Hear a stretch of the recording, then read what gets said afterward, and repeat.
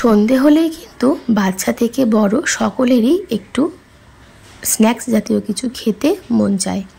তো সন্ধ্যের টিফিনে কিন্তু তোমরা এটা বানিয়ে দেখতে পারো। বানানো কিন্তু ভীষণ সোজা। তো সবার ফার্স্টে একটা কড়াই বসিয়ে দিলাম। কড়াই দিয়ে দিচ্ছি সর্ষের তেল। তেলটা ভালো গরম হয়ে গেলে দিয়ে দিলাম দুটো পেঁয়াজ কুচি।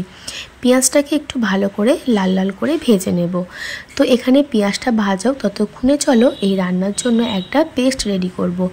নিয়েছি আদা, রসুন আর কাঁচা লঙ্কা ঝালের জন্য একটা স্মুথ পেস্ট বানিয়ে নেব। আর এইদিকে দেখো পেঁয়াজটাও আমার বেশ ভালো মতন ভাজা হয়ে গেছে। এবার এই আদা, রসুন, কাঁচা লঙ্কার পেস্টটা দিয়ে দিলাম। একটা বড় সাইজের টমেটো দিচ্ছি।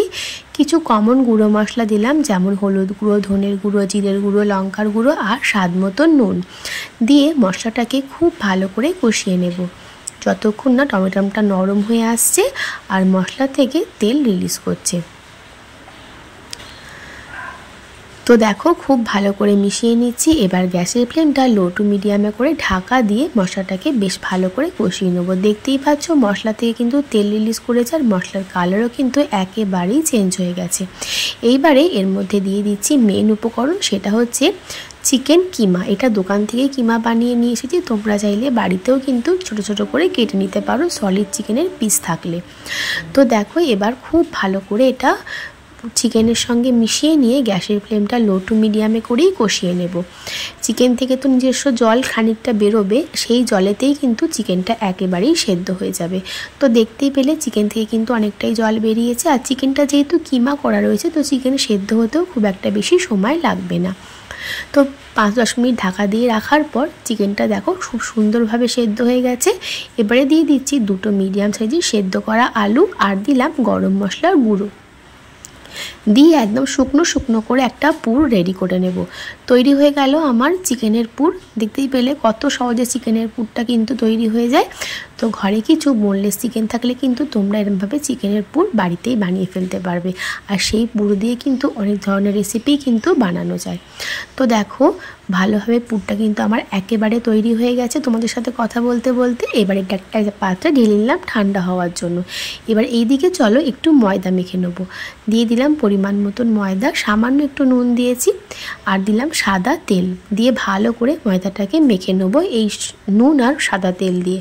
যখন একটা মুঠো মতন হয়ে যাবে তখন এর মধ্যে অল্প অল্প করে জল দিয়ে একটা নরম ডো বানিয়ে নেব।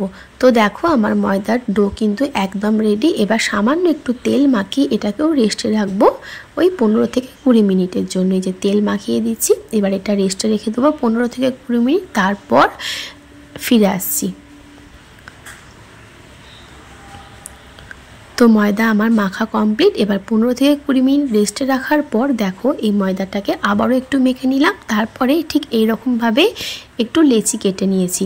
খুব বড় না আবার খুব ছোটও নয়, লেচি কেটে নিয়েছি। এবার সামান্য একটু ময়দার গুঁড়ো দিয়ে দিয়ে হাতের সাহায্যে একটু প্রথমে প্রেস করে তারপর একটু বড় করে বেলে নিয়েছি। এই বেলাটা কিন্তু প্রপার গোল না হলেও হবে।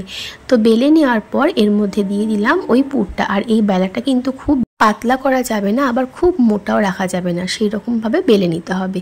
এবার মাঝখানে পুরটা দিয়ে দুটো সাইড আগে ভালো করে মুড়ে দেব। তো ওই সাইডটাও মুড়ে দিলাম, এই সাইডটাও মুড়ে দিলাম। এবারে এই পাশ থেকে আবারও মুড়ে দেব।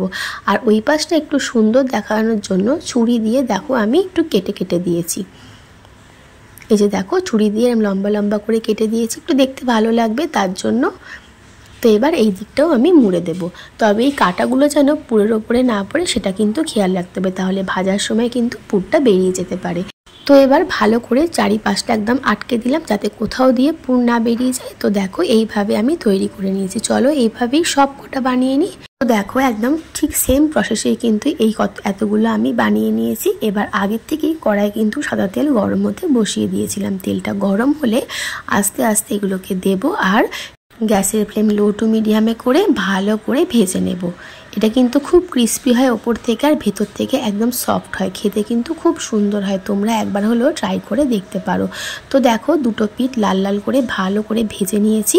এবারে আমি এগুলোকে তুলে রাখবো একটা অন্য প্লেটের মধ্যে।